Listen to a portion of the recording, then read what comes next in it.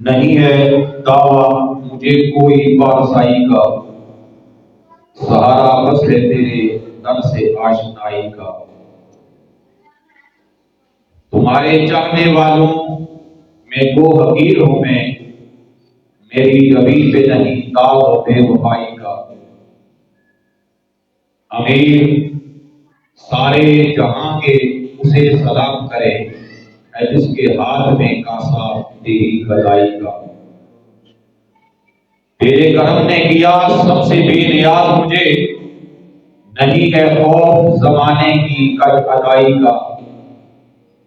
جہاں پہ اور دوا کوئی کار نہ ہو، اثر پڑا ہے تیرے نام کی دعائی کا۔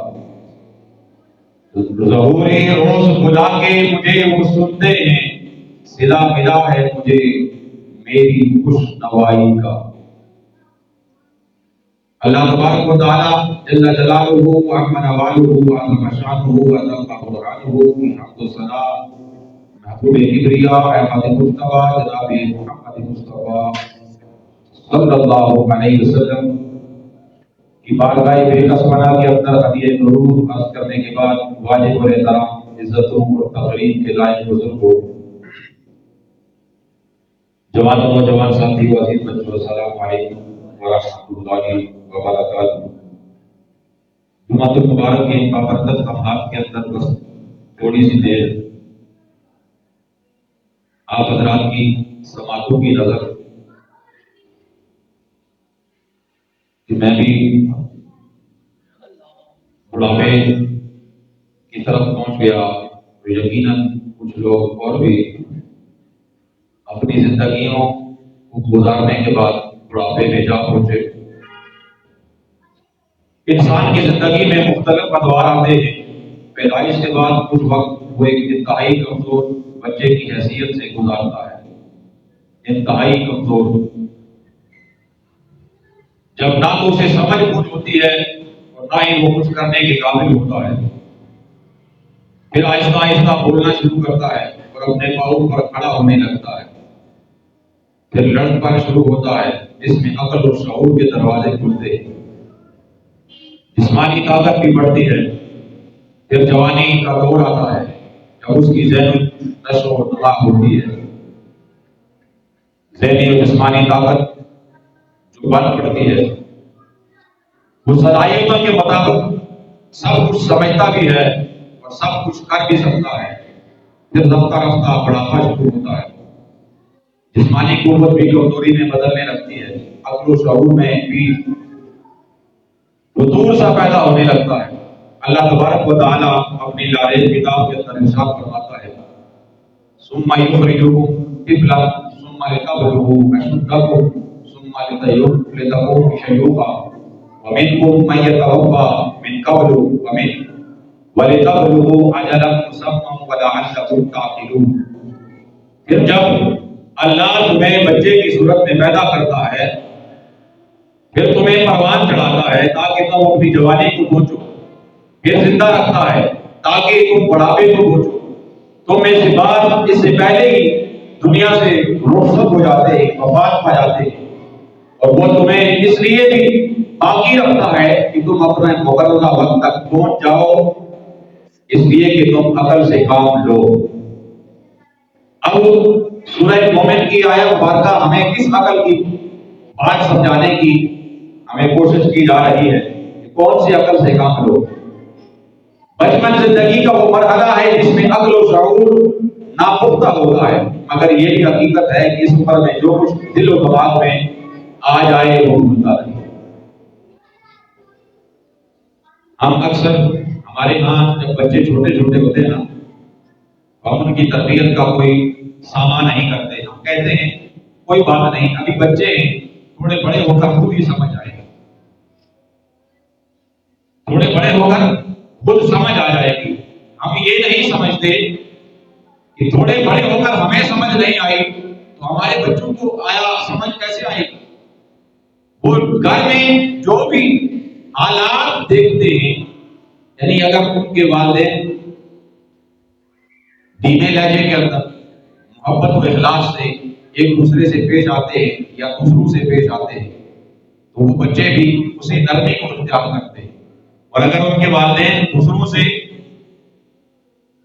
تنگ گوئی اور گالی گلوچ کے لہجے کے اندر پیش آتے ہیں تو بچہ بھی وہی اڈاپٹ کرتا ہے، وہی سیکھتا ہے، وہی کچھ کرنے کی کوشش کرتا ہے۔ یہاں ابھی بھی جو بچے بیٹھے ہیں نا، میں آپ کو آگاہ کرنے کی نیت سے، ان کا دل دکھانے کی نیت سے نہیں بتا رہا۔ آپ سیڑھیوں کے باہر چلے جائیں، آپ ان کی گالیاں سن کر اپنے کان کو ہاتھ لگائیں گے۔ باللہ، چھوٹی چھوٹی عمریں، ننھی منی سی عمریں، بالکل گناہوں سے بے دیر بچے بھی گالیاں بکتے اور ایک دوسرے کو بیٹا کہہ کر، پتر کہہ کر پکارتے، سگا بھائی سگے بھائی کو پتر کہہ کر پکارا ہوتا۔ یہ ہماری تربیت کا حال ہے۔ جب ہم گھر میں یہی کچھ کریں گے تو پھر ہمارے ساتھ ہمارے بچے سیکھیں بھی۔ اگر گھر کے اندر بڑے ایک دوسرے سے اور لوگوں سے، اپنے رشتہ داروں سے، عزیز و اقارب سے نرمی اور شفقت اور محبت سے پیش آئیں گے تو یقیناً بچے وہی سیکھیں گے۔ آپ دیکھیں، ایک بندہ سگریٹ پیتا ہو نا، وہ جب اپنے سگریٹ کے آخری حصے کو جس میں روئی ہوتی ہے وہ پھینکتا ہے۔ یہ میں نے مشاہدہ کیا ہے، آپ بھی غور کیجیے گا۔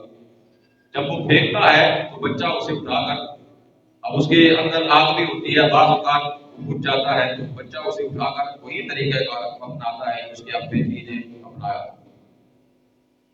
ہم نے اپنے بچے کو کیا سکھایا؟ سگریٹ پینا۔ تو بہرحال چونکہ 20 نومبر گزرا ہے اور پڑھے لکھے جوان لوگ جانتے ہیں کہ عالمی طور پر 20 نومبر بچوں کا عالمی دن منایا جاتا ہے۔ ایک جگہ ایسی بھی ہے کہ جہاں ہمیں امن کے پجاریوں نے 5000 سے زائد بچوں کے، نہتے بچوں کے خون میں نہاتے ہوئے جسم ہمارے حوالے کر کے 20 نومبر کا دن منایا۔ 5000 سے زائد بچے، اس جگہ کا نام ہے فلسطین۔ اور پھر اگر مسلمان اپنے مذہب کی بات کرے، اپنے مذہب میں سے، اپنے قرآن میں سے اللہ تبارک و تعالیٰ کی فرامین کو بیان کرے تو کہا جاتا ہے کہ یہ شدت پسند ہے، یہ طنز نظر ہے۔ یہ میں نے کئی دفعہ کہا، لوگ کہتے ہیں کہ یہ اس زمانے کی بات کرتا ہے کہ جس زمانے کے اندر صرف پہاڑ تھے، نرم گوشے انہیں شاید ملے نہیں، اس لیے تنگ نظری ان کے دامن میں آ گئی۔ میں نے گزشتہ جمعے، اس سے پہلے جمعے بھی عرض کیا تھا کہ امن، اللہ رب العزت نے صرف 3 مقامات پر امن کا حکم ارشاد فرمایا۔ ایک پہلا پارہ، 14واں پارہ، 13واں پارہ۔ اس کے علاوہ پورے قرآن کے اندر آپ کو امن کا لفظ نہیں ملے گا۔ اور جہاد کے لیے اللہ تبارک و تعالیٰ نے 484 مرتبہ حکم ارشاد فرمایا۔ اب جہاد پوچھا تو ہم سے بھی جائے گا، لیکن ہم سے زیادہ ان لوگوں سے پوچھا جائے گا جو برسر بیگار ہیں اور جو اپنے پاس اختیارات رکھتے ہوئے بھی کچھ نہیں کرتے۔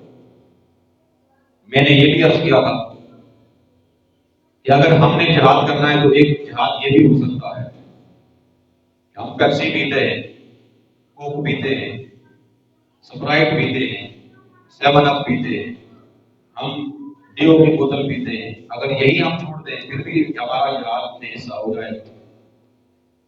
ہمارے ہی پیسے سے ہمارے ہی خون آلود بچوں کو ہمارے حوالے کیا جاتا ہے، ہماری ہی دولت ہم ہی پر صرف کی جاتی ہے، اور اس انداز کے اندر صرف کی جاتی ہے کہ پھر ہم نہ امن کا دعویٰ کر سکتے ہیں، نہ امن کے داعی بن سکتے ہیں، اور نہ ہی امن پکار سکتے ہیں۔ وزیران محترم، بعض چیزیں ایسی ہیں جو ہماری روزمرہ کی ضروریات کے اندر شامل ہیں۔ 1 تاریخ ابھی آئی نہیں تھی، 2 دن پہلے میں نے اعلان کیا تھا کہ کم از کم اتنا ضرور کریں، اگر جس نے سنا ہے یقیناً اسے یاد ہوگا، جس نے نہیں سنا دوبارہ سن لے، اب بھی وقت ہے۔ کم از کم اتنا تو ہم کر سکتے ہیں کہ ان ظالم لوگوں کی مصنوعات کا تو بائیکاٹ کیا جا سکتا ہے۔ اگر جہاد ہم تلوار اٹھا کر نہیں کر سکتے، بندوق ہم سے اٹھائی نہیں جاتی یا ہمیں اجازت نہیں ہے، تو کم از کم اتنا تو ہو سکتا ہے کہ ہم اپنے کھانے پینے پر کمپرومائز کر لیں، تھوڑا بہت پاکستانی اشیاء کو ہی استعمال کر لیں۔ ہم کہتے ہیں نہیں، ہمیں وہ چیز چاہیے جو امپورٹڈ ہو، ہمارے اپنے ملک کا معیار اچھا نہیں ہے، امپورٹڈ چیز چاہیے، اور امپورٹڈ چیز اسرائیل سے جاتی ہے امریکہ، امریکہ سے واپس آتی ہے پاکستانیوں کے پاس، اور پاکستانی بڑے ذوق اور شوق اور محبت سے اس چیز کو استعمال کرتے ہیں۔ بہت سی چیزیں ہیں، اگر گنوائی جائیں تو وقت بہت تھوڑا ہو جائے گا، لیکن میں نے صرف 2-4 چیزوں کا ذکر کیا، وہ بھی کولڈ ڈرنک جسے ہم پیتے ہیں، اور سردیوں میں بھی ہمارے بچے انہیں نہیں چھوڑ رہے ہوتے، عادی بن گئے۔ ایک تو زہر اپنے بچوں کی زندگیاں برباد کر رہے ہیں، اور دوسرا پھر اس کے ساتھ ہم ان لوگوں کو سپورٹ کر رہے ہیں جو جن کے ہاتھ ہمارے خون سے رنگین ہیں۔ کولگیٹ، یہ بھی آج کل ہمارے ہر گھر کی استعمال ہے، کولگیٹ ٹوتھ پیسٹ، یہ بھی اسرائیل کی مصنوعات میں سے۔ کوک ہے، نیڈو دودھ ہے، وم ڈش بار جس سے ہم برتن دھوتے ہیں، اور اس کے علاوہ ایک چائے ہے لپٹن، لیز جو ہمارے بچے کھاتے ہیں، اس کے علاوہ تو کھانا بھی نہیں کھاتے۔ کیوں؟ اس لیے کہ ہم نے انہیں عادی ہی ان چیزوں کا بنایا ہے جو امپورٹنٹ چیزیں ہیں۔ اب کئی لوگوں کے ذہنوں کے اندر سوال آئے گا، مجھے بھائی صاحب یہ تو پاکستان کے اندر تیار ہوتی ہیں، لیکن میرے بھائی کمپنیاں تو انہیں لوگوں کی ہیں نا، ہمارے پاس تو کچھ ہے ہی نہیں، ہم تو بھوکے ہیں، ہم تو ننگے ہیں، ہمارے پاس تو اپنا قرض اتارنے کے لیے پیسے موجود نہیں، دن بہ دن ہم قرضے کے اندر جکڑے جا رہے ہیں، اور جب تک IMF کی قسط ہمیں نہ ملے ہمارا وقت گزارنا مشکل ہو جاتا ہے۔ ہمارے پاس پیسے کہاں سے آئے اپنی کمپنیاں لگانے کی؟ کمپنیاں تو انہیں کی ہیں، بے شک پاکستان میں لگی ہے، لیکن بہرحال آپ حضرات کی سماجوں کی نظر یہ باتیں صرف اس لیے کر رہا ہوں، یہ کام ہم کر سکتے ہیں۔ رائفل اٹھانے کی، بندوق اٹھانے کی ہمیں اجازت نہیں، جب اٹھائیں گے تو دہشت گرد کہلائیں گے، لیکن اتنا کرنے سے شاید ہم دہشت گرد نہ کہلائیں، ہمیں دہشت گرد کوئی نہیں کہہ پائے۔ تھوڑے سے پاکستانیوں نے میرے سمیت بائیکاٹ کیا، آج جائیں ہر ایک چیز، ان کی ہر ایک مصنوعات کے ساتھ آپ کو کچھ نہ کچھ ڈسکاؤنٹ مل رہا ہوگا، اور کسی شے کے ساتھ آپ کو انعام بھی ملے گا، اس لیے تاکہ آپ کی رغبت بڑھتی رہے، کم نہ ہو، آپ کی توجہ اس چیز سے ہٹے نہ، اور جس چیز پہ ہمیں تھوڑا بہت 1 روپیہ بھی منافع مل رہا ہو نا، تو پھر ہماری نظر کہیں اور جاتی نہیں، اس لیے کہ ہم لالچی ہیں۔ بہت سی ایسی اشیاء ہیں، ہمارے بچے میکڈونلڈس پہ جا کے وہاں یہ بروسٹ کھاتے ہیں، مرغا وہی ہوتا ہے، پتہ نہیں حلال بھی ہوتا ہے کہ نہیں ہوتا، لیکن چونکہ نام بڑا ہے، کمپنی امپورٹڈ ہے، KFC ہو گیا،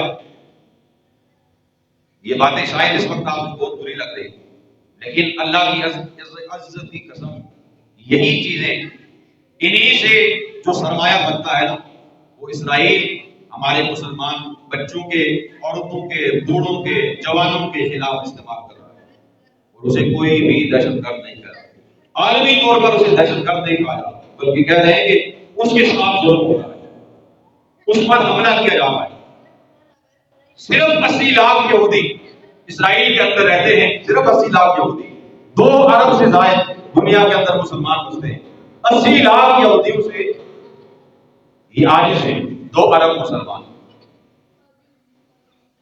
اور پھر میرا بھی فخر، آپ کا بھی فخر یقیناً ہونا چاہیے، ہمارا پیارا ملک پاکستان ایٹمی طاقت ہے، اور اسلامی ممالک میں شاید واحد ملک ایسا ہے جس کے پاس ایٹم بم ہے، کم از کم اور کچھ نہیں تو اس کو چلانے کے علاوہ اس کی دہشت تو ہونی چاہیے، اس کی ہیبت اور جلال تو ہونا چاہیے، چلائیں بے شک نہ، لیکن اتنا تو ہونا چاہیے کہ مسلمانوں کو محفوظ رکھنے کے لیے، ان کو تحفظ فراہم کرنے کے لیے کم از کم نام تو لینا چاہیے کہ ہم سپر پاور ہیں، ہم ایٹمی قوت ہیں۔ بھلا یہ شب برات پہ چلانے کے لیے ہم گولیاں بناتے ہیں، 80% ہمارا جو سرمایہ ہے سالانہ وہ صرف ان چیزوں پر خرچ ہوتا ہے۔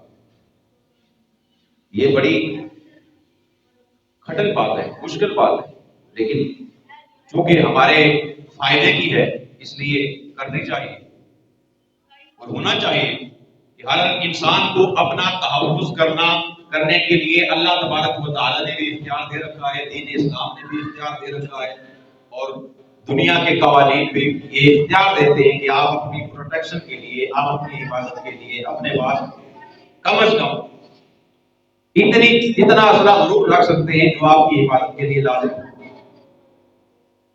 میرے آپ کے آقا صلی اللہ علیہ وسلم کے دور اقدس کے اندر، حالانکہ 14 صدیاں پہلے بڑا عام تھا، ہر انسان کو سواری اور تلوار کے بارے میں سوال کیا جاتا تھا، نیزے کے بارے میں سوال کیا جاتا تھا کہ تمہارے پاس موجود ہے کہ نہیں۔ جب میرے آپ کے آقا صلی اللہ علیہ وسلم غزوہ بدر میں تشریف لے گئے نا، صرف 8 تلواریں تھیں، 313 مجاہدین تھے ٹوٹل، صرف 8 تلواریں تھیں، 5 گھوڑے، 3 اونٹ، یہی کچھ سرمایہ تھا بس۔ لیکن پھر بھی اللہ کے محبوب صلی اللہ علیہ وسلم نے یہ نہیں فرمایا کہ ہمارے پاس کچھ بھی نہیں، ہم کمزور ہیں، ہمارے پاس طاقت نہیں لڑنے کی۔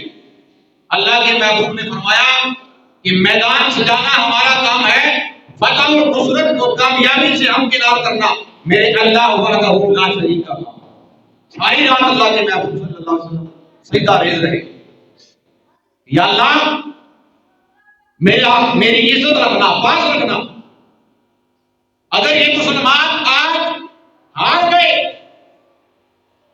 تو یہ دنیا کے اندر رسوا ہو جائیں گے اور تیرے دین اسلام کے ساتھ شاید لوگ پیار نہ کریں، اس طرف لوگ راغب نہ ہوں۔ اگر یہ ہار گئے، انہیں شکست ہو گئی، جو کہ ابتدائی دور ہے، اگر یہ شکست سے دوچار ہو گئے تو پھر تیرے دین کی طرف راغب کوئی نہیں ہو۔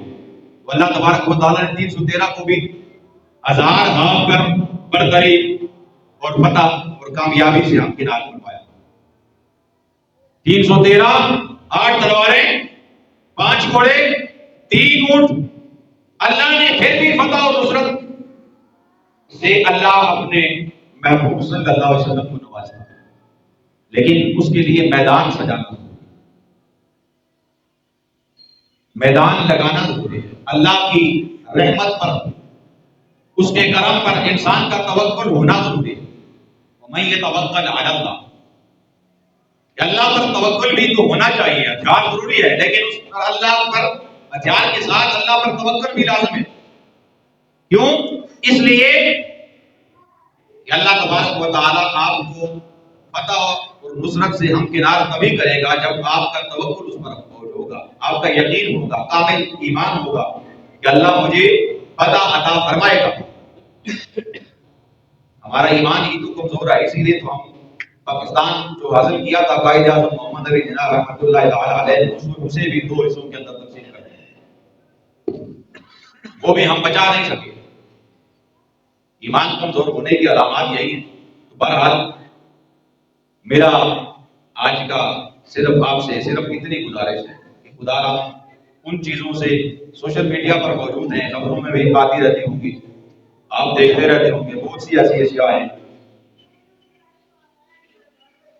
کہ جن کا بائیکاٹ کرنا ضروری ہے، اور اگر بائیکاٹ کریں گے تو اللہ تبارک و تعالیٰ آپ کو اس پر اجر عطا فرمائے گا۔ کیوں؟ اس لیے کہ آپ کا ارادہ، آپ کی نیت یہ ہوگی کہ ہم اپنے مسلمان بھائیوں کے ساتھ، بے شک ہمیں تھوڑی لو کوالٹی ملے گی پاکستانی مصنوعات کے اندر، وہ مزہ شاید آپ کو مجھے نہ آئے، لیکن اس پر ہم کمپرومائز کر سکتے ہیں۔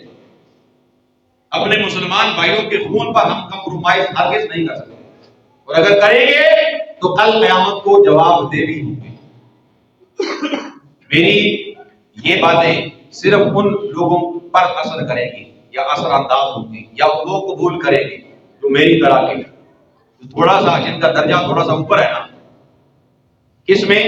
جو صاحب مال ہے، صاحب دولت ہے، انہیں ان باتوں سے کوئی لینا دینا نہیں. وہ تو کہتے ہیں ہم نے پیسہ دینا، بس چیز خریدنی، ادھر پیسہ پھینکا ادھر چیز موجود. ہم بھی یہ کر سکتے ہیں، لیکن بائیکاٹ کم از کم بائیکاٹ تو کر سکتے ہیں، اور ہم فلسطینیوں کو کوئی مدد نہیں کر سکتے. آواز تو اٹھا سکتے ہیں، اس پر تو پابندی ابھی نہیں لگی. بے شک سوشل میڈیا پر اگر آپ ان کی آواز اٹھائیں گے تو آپ کو بین کر دیا جائے گا، لیکن سوشل میڈیا کے علاوہ ہم جہاں گفتگو کرتے ہیں، ایک دوسرے کی برائیاں بیان کرتے ہیں، چغل خوری کرتے ہیں، دوسرے کے عیبوں کو بیان کرتے ہیں، وہاں ہم اپنا شعار یہ کیوں نہیں بناتے کہ ہم ان کے لیے ایک دوسرے سے گفتگو کریں کہ بھائی ان پر بڑا ظلم ہے. اور پھر 20 نومبر عالمی طور پر ساری دنیا کے اندر بچوں کا دن منایا گیا. ہمیں تحفہ دیا گیا 5000 شہیدوں کا، کہ جن کی مائیں ان کی آزاد اٹھ رہی ہیں، کسی کا بازو نہیں، کسی کی ٹانگ نہیں، کسی کی انگلیاں نہیں، کسی کے کان نہیں. اور میں نے آج سے 1 ماہ پہلے کہا تھا کہ وہ فاسٹ فوڈ کسی ابھی دنیا کے اندر کسی بھی ملک کو چلانے کی اجازت نہیں ہے، وہ ہمارے ان معصوم بچوں پر چلایا جا رہا ہے. کیوں؟ اس لیے کہ طاقت ان کے پاس ہے. لیکن ہم یہ کیوں بھول جاتے ہیں کہ طاقتور اللہ رب العزت کی ذات. میں ابھی کل ایک واقعہ پڑھ رہا تھا یہاں اسلام آباد میں، دور کا نہیں، آپ نے بہت جو بزرگ ہیں انہیں یاد ہوگا کہ آج سے کچھ عرصہ پہلے نا، یہ جو راول چوک ہے جس سے ہم ادھر رخ کرتے ہیں درکالہ کی طرف، یہاں ایک کچی بستی تھی. بس آپ کی بات آپ کو سمجھانے کے لیے عرض کر رہا ہوں. یہ واقعہ کیونکہ میں نے 2-4 روز پہلے ہی پڑھا، مجھے بھی اتنی اس سے آشنائی نہیں تھی، لیکن بڑی حیرت ہوئی یہ واقعہ پڑھ کر. اس کے ساتھ ایک کچی بستی ہوا کرتی تھی، ایک مسجد بھی تھی، ایک پیٹرول پمپ ابھی بھی موجود ہے.